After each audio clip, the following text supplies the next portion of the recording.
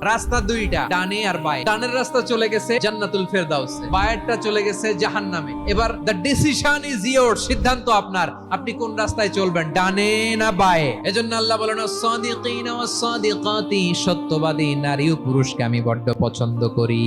সত্যবাদী আমানতদার, আমার নবীর চাইতে বেশি আমানতদার মক্কায় কেউ ছিল না।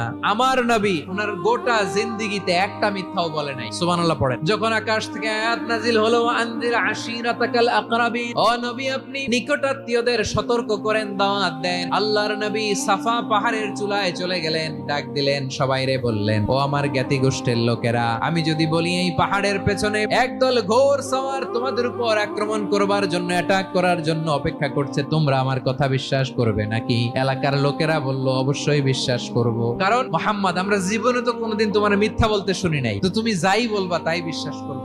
আমার নবী ওনার গোটা জিন্দেগিতে